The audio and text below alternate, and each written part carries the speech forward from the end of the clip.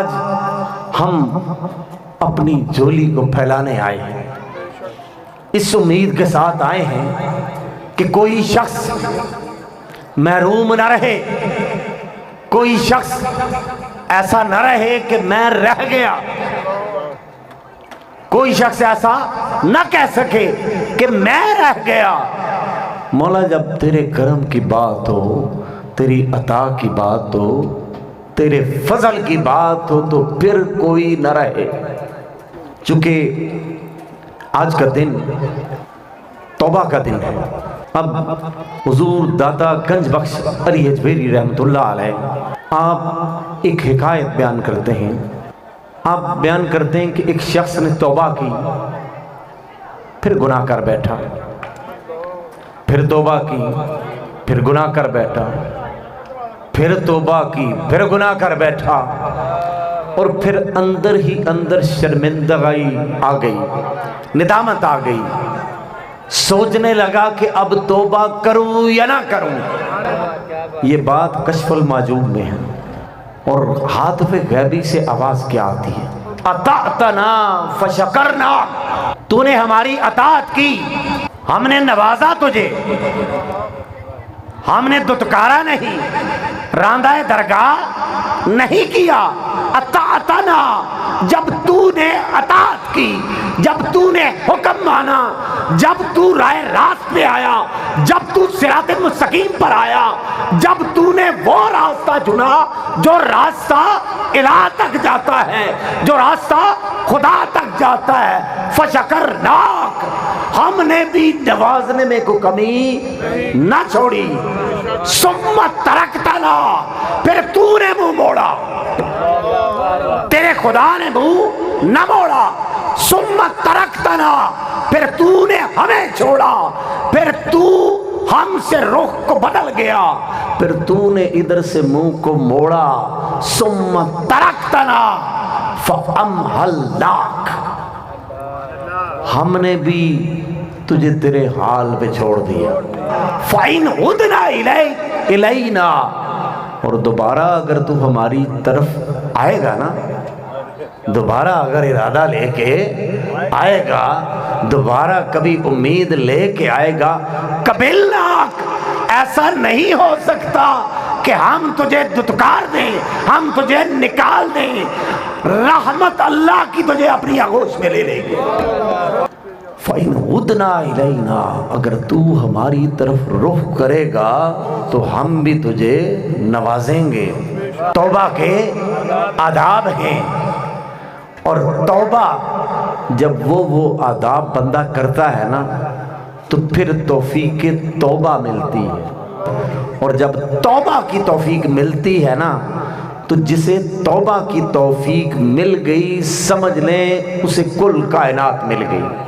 ایک المیہ ہے ہمارا، ہر شخص مطلب عام نوعیت کا جو بندے نمازی ہیں، روزہ رکھتے ہیں، سمجھتے ہیں ہم کون سا گناہ کرتے ہیں، پنجگانہ نماز پڑھنے جاتے ہیں مسجد میں، ہاتھ میں تسبیح ہوتی ہے، روزہ بھی رکھ رہے ہیں، سارا کچھ کر رہے ہیں، چونکہ ہم تو کوئی گناہ کر ہی نہیں رہے۔ توبہ تو وہ کرے جو سرکش ہو، توبہ تو وہ کرے جو باغی ہو، ہم میں تو بغاوت نہیں ہے، ہم تو صبح شام تسبیح ہاتھ میں ہوتی ہے، ٹوپی سر پر ہوتی ہے، امامہ سر پر ہوتا ہے، مسجد میں ہم جاتے بھی ہیں، اذان بھی دیتے ہیں، اقامت بھی پڑھتے ہیں، روزہ بھی رکھتے ہیں، سب کچھ کرتے ہیں، ہم کیوں توبہ کریں؟ یہ احساس بندے کو ذلیل کر دیتا ہے، یہ احساس بندے کو تباہ و برباد کر دیتا ہے۔ جس وقت بندہ یہ سوچتا ہے کہ میں بہتر ہوں، نیک ہوں، اچھا ہوں، اعلیٰ ہوں، میں نوازا گیا ہوں، اگر یہ سوچ جب آتی ہے نا تو یہ سوچ شیطان کی طرف سے آتی ہے۔ شیطان نے کیا کہا تھا؟ انا خیر منہ، میں اس سے بہتر ہوں۔ یہ احساس جب آتا ہے پھر شیطان کا فیض آتا ہے، پھر اس کی طرف سے سب کچھ ملتا ہے، پھر رحمان سے دروازے بند ہو جاتے ہیں۔ रहमान के दरवाजे खोलना चाहते हो, उसकी बारगाह तक रसाई चाहते हो, उसकी उल्फत चाहते हो, उसका इश्क चाहते हो, मोहब्बत चाहते हो, कुर्बत चाहते हो, नजारा चाहते हो, दीदार चाहते हो, पर्दों का हटना चाहते हो, हिजाबात का हटना चाहते हो, तो फिर ये एहसास हर वक्त लिए बैठो, सब कुछ करने के बावजूद अपना अमल कुछ ना लगे, हर शय कलील लगे। अपनी नमाज को देखो तो उसमें ऐब नजर आए, अपने सदकात को देखो तो उसमें ऐब नजर आए, अपने रोजे को देखो तो ऐब नजर आए, हर नेकी तुम्हें ऐब लगे, हर नेकी में तुम्हें नक्स लगे। अपने आप को नाकस समझो, अपने आप को अदना समझो, अपने आप को घटिया समझो। जब ये एहसास अंदर आ जाएगा कि मौला हम घटिया हैं, तू वाला है। तो मैं अर्ज कर रहा था, उसकी बारगाह में, अल्लाह की बारगाह में जब बंदा अपनी बेकसी लेकर जाता है, जब अपना खाली कशकोल लेकर जाता है और उसे एहसास होता है कि मेरे पास अमल कोई नहीं, ना मुझे नमाज पढ़ना आती है, ना मुझे दरूद पढ़ना आता है, ना नेकी करना आती है, ना मैं खैरात उस तरीके से कर सकता हूँ, ना मैं खल्क़े खुदा का भला कर सकता हूँ, मैं तो कुछ भी नहीं। और आगे नज़र उसे कुछ नहीं आता कि मौला अब कब्र करीब है, अब कब्र करीब है, कब्र से आवाज़ आ रही है, तैयारी करके आना। ज़िंदगी तो गुजर गई है, शर्मिंदगी में ही गुजरी, बिना बंदगी के गुजरी। जिंदगी बेबंदगी शर्मिंदगी, जिंदगी आमद बराए बंदगी। बंदे का एक मतलब गुलाम भी होता है। बंदा वो होता है जो अब्द के, जो माबूद के आगे झुके, और अगर ये जबी अल्लाह के आगे ना झुके, ये वजूद उसकी बारगाह में सरापा क़याम बन के खड़ा ना हो, ये आंखें उसके खौफ से अगर छम छम न बरसें, तो इसका मतलब है बंदगी तो नहीं हो रही। जिंदगी आमद बराए बंदगी, जिंदगी बेबंदगी शर्मिंदगी। बारी ताला कुरान पाक में इरशाद फरमाया, वल्लज़ीना इज़ा फ़अलू फ़ाहिशा, और वो लोग जब कोई गुनाह कर लेते हैं, जब कोई गलत काम कर बैठते हैं, औ ज़लमू अनफुसहुम, ये अपनी जानों पर जुल्म कर बैठते हैं, ज़करुल्लाह, जब देखा जान पे जुल्म किया, जब देखा गुनाह किया, जब देखा अल्लाह की नाफरमानी की, जब देखा सिराते मुस्तकीम को छोड़ा, जब देखा अल्लाह की नाराजगी मोल ली, उसी वक्त जुबान पर उसका जिक्र आ गया, ज़करुल्लाह। पहला अदब है तौबा का, ज़करुल्लाह। जो जुबान उसके जिक्र से तर ना हो, तौबा का पहला अदब है ज़करुल्लाह। अगर जान पर जुल्म कर बैठो, अगर गुनाह कर बैठो, शैतान के बहकावे में आकर, नफ्स के बहकावे में आकर, लालच में आकर, ये सोचते हुए कि कोई देख नहीं रहा, ये सोचते हुए कि कोई देख नहीं रहा, अब मेरे पास ताकत भी है, मेरे पास पैसा भी है, सब कुछ है, कोई नहीं देख रहा। वल्लज़ीना इज़ा फ़अलू फ़ाहिशा औ ज़लमू अनफुसहुम, वो अल्लाह जो ज़मीन और आसमान में समाता नहीं, एक मोमिन के दिल में आ जाता है, वो अल्लाह, ये महदूद जब उस अल्लाह से जुड़ता है तो इसकी हद कोई नहीं रहती, ये फर्शी नहीं रहता, ये भी अर्शी हो जाता है। फिर अल्लाह के अनवार और तजल्लियात खुलते जाते हैं, फिर हिजाबात हटते जाते हैं, इधर बैठकर दीदार के मजे लेता है, इधर बैठकर अल्लाह का करम बरसता है, इधर बैठकर मुसल्ले पे इधर आंसू गिरते हैं, उधर रहमत आती है, उधर से करम आता है, उधर से फजल आता है, इधर सजदे में साजिद ने आंसू बहाए, उधर से मस्जूद ने रहमत की इंतहा कर दी, करम की इंतहा कर दी, फजल की इंतहा कर दी, नवाजने की इंतहा कर दी। क्योंकि कमी वो करे जिसके पास कमी हो। کمی وہ کرے جس کے پاس کمی ہو، اور جس کے پاس ہر شے بے حد ہو، جس کے پاس ہر شے بے حد ہو۔ اور جب وہ بے حد کسی کو دیتا ہے نا تو اس حد والے کی بھی حد کوئی نہیں رہتی، محدود ہے نا۔ ہماری نظر محدود حد تک دیکھتی ہے، ایسے ہی ہے، ہمارے کان محدود آواز کو سنتے ہیں، ہمارے ہاتھوں کی پکڑ بھی محدود ہے، ہمارا چلنا محدود، ہمارا سوچنا محدود، ہمارا پڑھنا محدود، ہمارا بولنا محدود، مولا ہم محدود۔ تو پھر فیض لامحدود کے جب آتے ہیں نا تو پھر جو مردان کلندر ہوتے ہیں زمین پر بیٹھ کر ان کی نظر لوح قلم تک جاتی ہے۔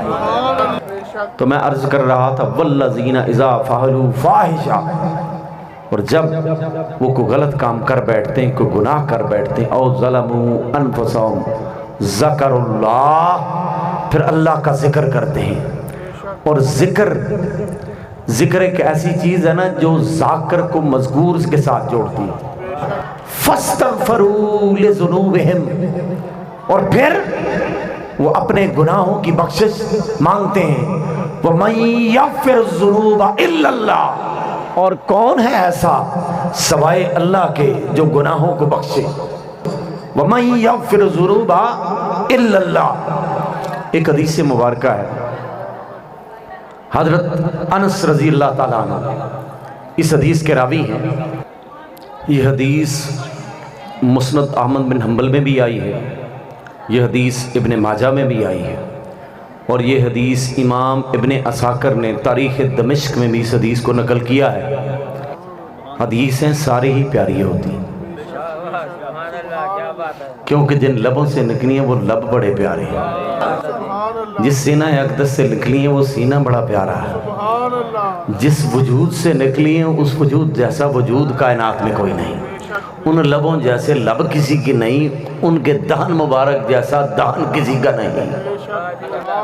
سوچنے والی بات ہے، آقا کی چاہت اپنی نہیں، آقا کا بولنا اپنا نہیں، آقا کا چلنا اپنا نہیں، وہ جو کریں منشاء الہی ہو، وہ جو چاہیں اذن الہی ہو، وہ جو کریں اذن الہی ہو، وہ جو بولیں اذن الہی ہو، اور جب آقا بولیں انہو علی منی، بے شک علی مجھ سے ہے، تو یہ بھی منشاء الہی۔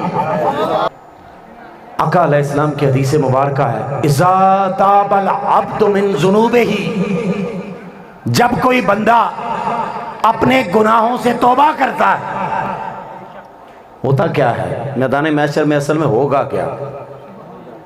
کوئی سفارش نہیں چلنی، نہ جج خریدے جانے، نہ پیسے پکڑنے، نہ جرنیل بکنے، کوئی نہیں بکنا۔ ہوگا کیا میدان محشر میں کہ جو بھی گناہگار ہوگا، جن ہاتھوں سے گناہ کیا ہوگا، جن آنکھوں سے گناہ کیا ہوگا، جن کانوں سے گناہ کیا ہوگا، جس قدم سے، جس پاؤں سے گناہ کیا ہوگا، ہر عضو جسم کا ایک ایک حصہ گواہی دے گا، مولا مجھ سے یہ گناہ کروایا اس نے۔ اور پھر جس جگہ گناہ کرے گا وہ جگہ بھی گواہی دے گی۔ پھر جو محافظ فرشتے نا اوپر بیٹھے ہوئے، انہوں نے ایک ایک گناہ لکھا ہوگا، ریکارڈ ہوگا، 4 5 جگہ پہ، ریکارڈ جلایا نہیں جائے گا، جلے گا نہیں، وہ والا ریکارڈ جلے گا نہیں، وہ بکے گا نہیں۔ تو اذا تاب العبد من ذنوبہ، آقا علیہ السلام فرماتے ہیں اذا تاب العبد من ذنوبہ، جب کوئی بندہ اپنے گناہوں سے توبہ کرتا ہے، انزل اللہ الحفظۃ ذنوبہ، تو رب العالمین محافظ فرشتوں کو بلا دے گا، وہ اس کے گناہوں کو بھول جائیں گے، کیا اس نے بھی کوئی گناہ کیا ہے؟ وَأَنْسَى ذَلِكَ مَحَارِمَهُ، اور پھر جس جگہ پر وہ گناہ کرے گا وہ جگہ بھی بھول جائے گی،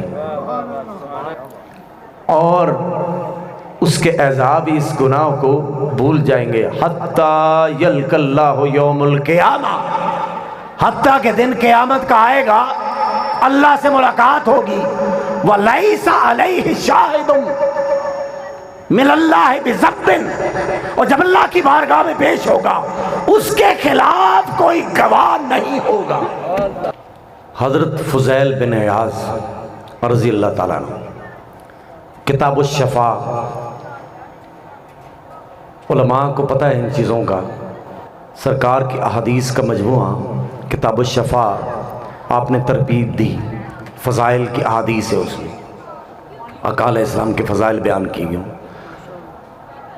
اور آپ کے بارے میں ہے کہ دور اوائل میں آپ ڈاکو تھے، رازن تھے، جو بھی قافلہ ملتا اسے لوٹ لیتے، ایک قافلے کو لوٹنے کے لیے گئے تو خود لٹ گئے، کاش آج کی رات ہم بھی لٹ جائیں، ہمیں بھی مولا تیری رحمت لوٹ لے، تیرا کرم لوٹ لے، تیری عطا لوٹ لے۔ قافلے کو لوٹنے کے لیے گئے اور اندر کوئی تلاوت کر رہا تھا، ہم تو نہ تلاوت کریں نہ تلاوت سنیں، تلاوت کرنے والے کو 100 روپیہ دیتے ہیں، مہربانی جناب ہمارا باپ مر گیا، ہماری ماں مر گئی، آپ آ کے بس قرآن پڑھ جائیں، کیونکہ بس ہم پیسے دے سکتے ہیں، قرآن نہیں کھول سکتے، ہمیں پڑھنا بھی نہیں آتا۔ اب حالت کا اندازہ لگائیں کہ کہاں پر کھڑے ہیں، ہمیں پیسوں پہ حافظ چاہیے، قاری چاہیے، مولوی چاہیے۔ اسلام کیا مولویوں کے لیے، قاریوں کے لیے، حافظوں کے لیے، سب کے لیے ہے، سب سے پوچھا جائے گا۔ آپ نے اپنی قبر میں جانا ہے، میں نے اپنی قبر میں جانا ہے، وہاں پہ ساتھ ساتھ حافظوں نے نہیں جانا، ایسا ہی ہے۔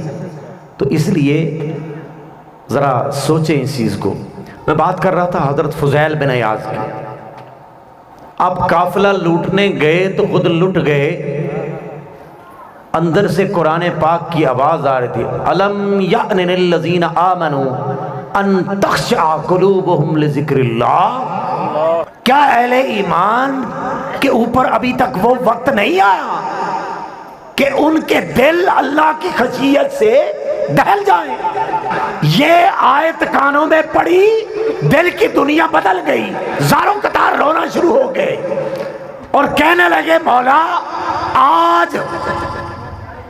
آج مولا مجھ پر وہ وقت آ گیا ہے، میں تائب ہو گیا ہوں، توبہ کرتا ہوں۔ اور وہی قافلے والے کہنے لگے جلدی جلدی کریں کہیں سے فضیل بن عیاض نہ آ جائے، اور ایک وقت آیا کہ وہ راہبر بنے، ولایت کے تاجدار بنے۔ اللہ نے اتنا کرم کیا کہ ایک وقت آیا کہ خلیفہ ہارون الرشید حضرت فضل برمکی رضی اللہ تعالیٰ عنہ ان کے پاس گئے، اور انہوں نے کہتے ہیں کہ مجھے کسی اللہ والے سے ملا دیں۔ اللہ والے سے ملانے چلے تو ایک بزرگ تھے حضرت عبد الرزاق صنعائی، ان کے پاس لے کر جاتے ہیں خلیفہ ہارون الرشید کو۔ وہ دور تھا بادشاہ اللہ والوں کو ڈھونڈتے تھے، اب اللہ والے بادشاہوں کو ڈھونڈتے ہیں۔ تو جو ایسا اللہ والا ملے نا کہ بادشاہ آگے آگے ہو تو وہ پیچھے پیچھے ہو، جو اللہ والا ہے مخلوق اس کے پیچھے ہوتی ہے، جو مخلوق کے پیچھے ہو وہ مخلوق والا ہے، خالق والا نہیں۔ جو خالق والا ہوتا ہے مخلوق اس کے پیچھے ہوتی ہے، بڑی آسان سی پہچان ہے۔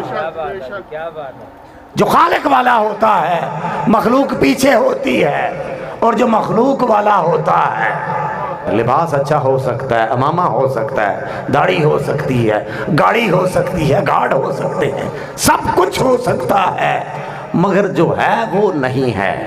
خلیفہ ہارون الرشید جب ان سے ملتے ہیں، حضرت عبد الرزاق صنعائی آپ سے ملتے ہیں تو ملاقات کے بعد آپ پوچھتے ہیں کیا آپ کے ذمے کو قرض ہے؟ آپ کہتے ہیں ہاں قرض میں نے دینا ہے۔ وہ خلیفہ انہیں 1000 دینار پیش کرتا ہے کہ یہ لیں۔ باہر آتا ہے تو انہیں کہتا ہے نہیں یار کوئی اور اللہ والا ملا ہے. وہ حضرت سفیان بن عینیہ کے پاس لے جاتے ہیں. ادھر بھی جا کر یہی مسئلہ ہوتا ہے. ساری باتیں کرنے کے باوجود کیا آپ مقروض ہیں کسی کے؟ ہاں جی مقروض ہوں. یہ لیں جی 1000 دینار. وہ باہر نکلا کہتا ہے ابھی میرا مسئلہ حل نہیں ہوا. وہ لے کر جاتے ہیں انہیں حضرت فضیل بن عیاض رضی اللہ تعالیٰ عنہ کے پاس لے کر جاتے ہیں. اور جب آپ کے پاس جاتے ہیں نا دروازہ کھٹکھٹایا جاتا ہے. اوپر بالا خانے میں ہوتے ہیں. کہتے ہیں کون؟ بادشاہ وقت آئے ہیں. آپ کہتے ہیں مجھ سے کیا کام بادشاہ وقت کو، یا میرا کیا سروکار ہے ان سے؟ آواز آتی ہے سرکار ملنے کا موقع تو دیں. آپ آتے ہیں تو چراغ بجھا دیتے ہیں. بادشاہ خلیفہ ہارون الرشید اس طرح ٹٹولتا ہے. جب خلیفہ کا ہاتھ حضرت فضیل بن عیاض کے ساتھ لگتا ہے نا تو آپ تڑپ اٹھتے ہیں. آپ کہتے ہیں بڑا ہی نرم ہاتھ ہے، میں نے زندگی میں اتنا نرم ہاتھ نہیں دیکھا. اللہ کرے کہ اس کے عذاب سے بچ جائے. اور جب باہر نکلنے لگتے ہیں تو کہتے ہیں جی مجھے کوئی نصیحت کریں. آپ چہرے کی طرف دیکھتے ہیں تو کہتے ہیں کہ اللہ نے بڑا خوبصورت چہرہ آپ کو دیا ہے. اللہ کرے کہ یہ اس آگ سے، دوزخ کی آگ سے بچ جائے تو بڑے کمال کی بات ہوگی. وہی سوال ان سے بھی، آپ نے قرض دینا ہے کسی کا؟ آپ عرض کرتے ہیں ہاں دینا ہے. میں مقروض ہوں اپنے مولا کا، اتباع نہیں کر سکا، احکام کی پیروی نہیں کر سکا، فرائض نہیں ادا کر سکا، سرکشی میں رہا. اب یہ وہ قرض ہے جو تو میرا نہیں ادا کر سکتا، یہ فضیل بن عیاض کو خود ادا کرنا پڑے گا. بادشاہ روتے ہوئے رخصت ہوا. حضرت امام حسن بصری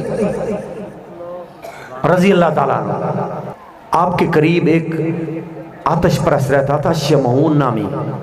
جب بڑھاپا آ گیا، مرض الموت میں تھا، تو آپ نے کہا کہ اب تو کہ موت قریب ہے تو کلمہ پڑھ لو. تو آپ نے کہا کہ اگر میں نے کلمہ پڑھ لیا تو کیا نجات ہو جائے گی؟ ضمانت دیتے ہیں اس چیز کی؟ میں کلمہ پڑھ لیتا ہوں، بخشا جاؤں گا، جنت ملے گی میرے گناہوں پر. اور اس سے پہلے وہ کہا کہ اسلام میں رکھا کیا ہے؟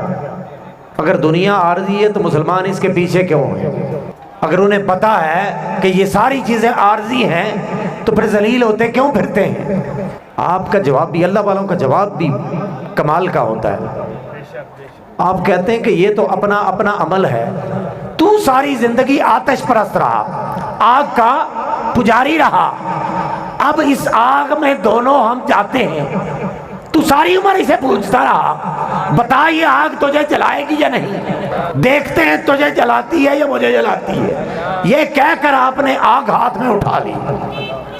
ہاتھ نہ جلا. کہ تم بھی اٹھا سکتے ہو؟ کہ مجھے تو جلائے گی. کبھی یہی بات ہے، ماننے والی بات ہے. تو کہنے لگا لکھ کے دیتے ہیں. ہاں جی میں لکھ کے دیتا ہوں، تیری بخشش ہو جائے گی.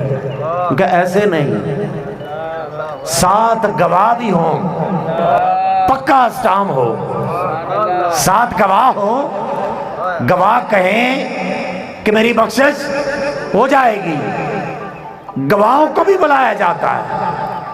اور یہ عہد نامہ لکھ کے تو آپ پھر کرتے کیا ہیں کہ اس کے بعد وہ کہتا ہے کہ جب میں قبر میں جاؤں گا نا تو میرے ساتھ یہ رکھ دینا ہے. ادھر جب حساب ہوگا نا تو دکھاؤں گا. تو امام حسن بصری رضی اللہ تعالیٰ جب فوت ہوتے ہیں اسی وصیت کے مطابق عہد نامہ ساتھ رکھ کے دفنایا جاتا ہے. تو جب دفنایا جاتا ہے نا تو خواب میں دیدار ہوتا ہے حضرت امام حسن بصری کو، اسی آتش پرست کا. تو دیکھتے ہیں کہ بڑا ہی شاہی لباس پہنا ہوا ہے اور بہت بڑے تخت پر بیٹھا ہوا ہے، بڑے مزے میں ہے. پوچھتے ہیں تیرے ساتھ کیا معاملہ ہوا؟ جواب آتا ہے میرے ساتھ مولا نے بڑا پیارا معاملہ کیا، چونکہ عہد نامے پر بھی میرا یقین تھا تو اللہ تعالیٰ نے میری اس حالت کو دیکھتے ہوئے اس نے ایسا کرم کیا کہ میرے سارے گناہوں کو بخش دیا اور کہا کہ اب کسی عہد نامے کی ضرورت تجھے نہیں ہے، یہ لیں اپنا عہد نامہ، یہ اپنا عہد نامہ لیں۔ تو بات کرنے کا مقصد یہ ہے کہ اللہ انہیں بھی نوازتا ہے، نوازنے کا ایک نظام ہوتا ہے، انداز ہوتا ہے۔ تو حضرت یکشا بن اقسم بہت بڑے بزرگ گزرے ہیں۔ اب ان کا واقعہ بھی آتا ہے کہ جب فوت ہوئے نا تو کسی نے خواب میں دیکھا تو انہیں اللہ کی بارگاہ میں جب پیش کیا گیا تو کہا گیا کہ بوڑھے تو ساری زندگی کرتا کیا رہا ہے، کوئی کام صحیح نہیں کیا۔ تو جب یہ حالت دیکھی نا، جب اللہ کا قہر غضب اور جلال دیکھا تو آگے سے عرض کرتے ہیں مولا مجھے تو کچھ اور ہی بتایا گیا تھا، میں نے تو مولا تیرے بارے میں کچھ اور سنا تھا، بول میرے بندے تو نے کیا سنا تھا؟ مجھے امام عبد الرزاق نے روایت کیا ہے، انہوں نے امام زہری سے روایت کیا، انہوں نے حضرت انس بن مالک سے روایت کیا، وہ تاجدار کائنات سے روایت کرتے ہیں۔ کیا روایت کیا ہے؟ انا عند ظن عبدی بی فلیظن بی ما شاء، میں اپنے بندے کے گمان کے مطابق ہوتا ہوں، بس جو چاہو میرے بارے میں گمان کرو۔ مولا میں نے تو یہ گمان کیا تھا کہ تو رحیم ہے، تو کریم ہے، مجھے بخش دے گا، میرے گناہوں پر مواخذہ نہیں ہوگا۔ مولا میری تو ساری زندگی ایسے گزری، میں تو یہ سوچتا رہا، مجھے پتا ہوتا کہ تو قہار ہے، جبار ہے، مواخذہ ہوگا تو شاید میں بھی سیدھے کام کرتا۔ تو آگے سے جواب آئے گا، اے بندے جو بات امام عبد الرزاق نے کی وہ سچی ہے، امام زہری نے کی سچی ہے، حضرت انس بن مالک نے جو بات کی وہ سچی ہے، حضور تاجدار کائنات نے جو بات کی سچی ہے، اور اس کے بعد اسے نوازا گیا۔ عرض کرنے کا مقصد یہ ہے کہ آج کی رات جو ہے نا امید کی رات ہے، اللہ تعالیٰ ہر ایک کی امید کو پورا کرے اور رب العالمین ہر ایک کو نوازے۔